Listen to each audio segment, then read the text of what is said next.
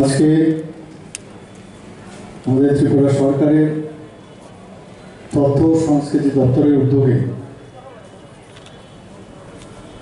যে 42তম বইমেলার যে উদ্বোধনী অনুষ্ঠান, সেই অনুষ্ঠানে আমাদের মাঝে মঞ্চে উপস্থিত আছেন আমাদের পবিত্র বিধানসভা মাননীয় উপাধ্যক্ষ শ্রী রামপ্রসাদ পাল মহোদয়। উপস্থিত আছেন এই পবিত্র বিধানসভা চিফ হুইপ মাননীয়া কল্যাণী সাহা রায় মহোদয়া, তাছাড়া এই এলাকার আমাদের বাজারঘাট বিধানসভা অত্যন্ত জনপ্রিয় বিধায়িকা শ্রীমতী মীনারানী সরকার মহোদয়া এবং আগরতলা মিউনিসিপ্যাল কর্পোরেশনের সবার পরিচিত মুখ মাননীয় মেয়র শ্রী দীপক মজুমদার মহোদয়, উপস্থিত সেক্রেটারি আইসিএ ডিপার্টমেন্টে ডক্টর পি.কে. চক্রবর্তী, এবং আজকে সকালেও আমরা যে 21শে ফেব্রুয়ারি যে দিনটি উদযাপন আমরা করেছি সেখানেও উপস্থিত ছিলেন জনাব Arif Mohammad, assistant high commissioner Bangladesh, assistant high commissioner Agartala. এবং আজকে এই 42তম বইমেলা উপলক্ষে সবাইকে হার্দিক অভিনন্দন ও শুভেচ্ছা জানাচ্ছি। একটা বিশেষ দিন আজকে, আপনারা সবাই জানেন 21শে ফেব্রুয়ারিতে আন্তর্জাতিক যে ভাষা দিবস, আমরা তার ইতিহাস একটু আগে শুনেছি, সকালে আমরা সেই প্রোগ্রাম করেছি।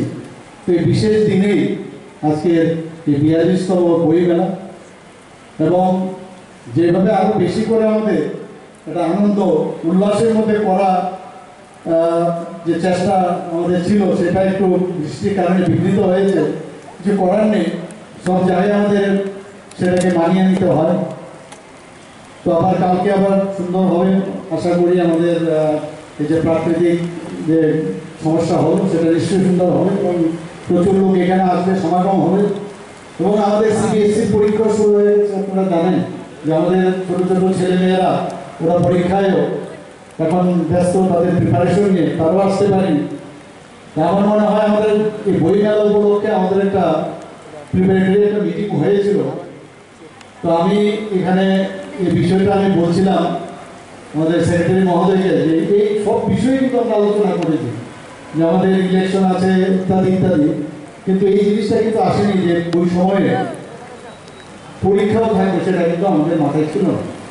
তো আমি আশা করি যে আগামী বছর থেকে আমরা একটু আগে এইসব বিষয়গুলো আর এখনই লিখে রাখলে ভালো হবে, তাহলে আগামী বছরে ইলেকশন তো আর হবে না, কিন্তু এই বিষয়টা যেন আমরা নিশ্চয়ই আমাদের বছরে যেন থাকে, আমাদের ডেটটা ফিক্স করার ক্ষেত্রে। এখানে আরেকটা বিষয়, 21শে ফেব্রুয়ারি বাংলাদেশেও কিন্তু অত্যন্ত উল্লাস উদ্দীপনার মাধ্যমে এই দিনটা আপনারা পালন করেন। তো ওখান থেকেও কিন্তু অনেক যারা বই বিক্রেতারা আসেন, প্রকাশকরা আসেন, তাদেরও অসুবিধা হবে। তো সব কিছু চিন্তা ভাবনা করে আগামী দিন আমি আশা করি যারা কমিটিতে আছেন এই বিষয়টা আপনারা চিন্তা করবেন। আমরা জানি ছোটবেলায় বইমেলা আমরা দেখেছি যে বইয়ের জন্য, বইমেলা আমি বইয়ের জন্য বলছি, বই কিরকম একটা জিনিস। আমাদের এখানে লাইব্রেরি ছিল, সব জায়গায় এই কথাটা বলিও, Birchandra library one of the oldest library in India. Manikya ডাইনেস্টিকে অনেকে অনেক কথা বলেন যে কিছুই করেনি কিছুই করেনি, আগে সরকার প্রায়ই বলতো। আমি এক সময় অবাক হই যে মানিক্য ডাইনেস্টি কি না করেছে, রাস্তাঘাট, স্কুল, কলেজ, মানে বিদ্যাপীঠ থেকে এভরিওয়্যার তাদের আমরা দেখতে পাই, তাদের নিদর্শন আমরা দেখতে পাই। সেই জায়গায় দাঁড়িয়ে বীরচন্দ্র যে পাবলিক লাইব্রেরি ছিল, প্রতি রোববারে নতুন নতুন যারা রাইটার নতুন নতুন বই বেরোতো, আমরা 4:30 5টার সময় এখানে বীরচন্দ্র লাইব্রেরি ওখানে গিয়ে লাইন ধরে, দরজা তো খুলতো না, দাঁড়িয়ে থাকতাম, ইট দিয়ে রাখতাম ওখানে লাইন দিয়ে। কারণ আমরা এটা কি বলবো, এখন তো প্রযুক্তির কারণে এত ডেভেলপ হয়ে গেছে যে বই এখন মানে আমাদের কম্পিউটার স্ক্রিনে চলে আসে। তো এটার অ্যাডভান্টেজ ডিসঅ্যাডভান্টেজ সবই আছে, আমাদের মোবাইলের মধ্যেও চলে আসে। আমার মনে আছে সেখানে গিয়ে ছদ্ম নামেও যারা লেখক তাদের নামও আমাদের মুখস্থ হয়ে যেত। জরাসুন্দর কথা আমার এখনও মনে আছে।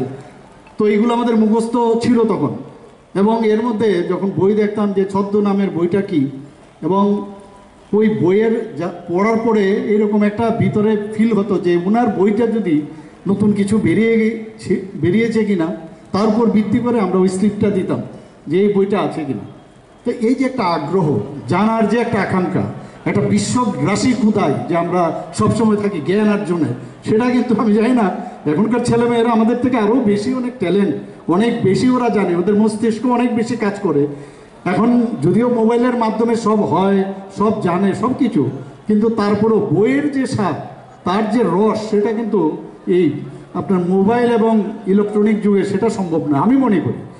এবং যেখানে অর্থনীতির বিষয় হোক, মেডিকেল সায়েন্সই বলুন বা অন্যান্য যেসব আমাদের পলিটিক্যাল সায়েন্স বলুন, যাই বলুন, সেখান থেকে আমরা যদি অনেক সময় আজকাল কিন্তু আমি চিকিৎসক হিসেবে বলছি, অনেকে মোবাইল দেখে চিকিৎসা করে ফেলে।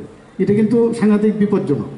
কারণ যতক্ষণ ধরে বইয়ের মধ্যে এবং তার যতক্ষণ সিলমোহর না পড়বে, সেই সিলমোহর না পড়লে বইয়ে যতক্ষণ ধরে না আসবে, সিলমোহর না পড়বে, ততক্ষণ ধরে সেটাকে কিন্তু মানুষ গ্রহণ করা উচিত নয়। ঠিক আছে, নতুন নতুন কিছু থাকে, আমরাও ক্লাস নিতে গেলে মেডিকেল কলেজে যখন পড়াতাম একটু দেখে নিতাম নতুন কিছু আছে কিনা। আমি বলছি না সবকটা ঠিক নয়, কিন্তু নিজের যে পুরনো জিনিসগুলো আছে তার মধ্যে আমরা দেখতাম যে এটা অ্যাড করা যায় কিনা, আরও 2-3 জায়গায় দেখে তারপর আমরা সেটাকে অ্যাড করতাম।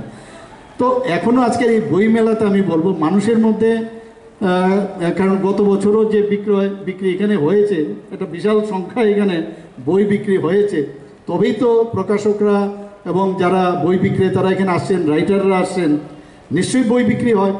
এবং বই পড়ার শুধু এটা একটা কেনার যেমন নেশা দরকার, বই পড়ারও কিন্তু একটা নেশা দরকার। এই দুটো ভেরি ইম্পর্টেন্ট।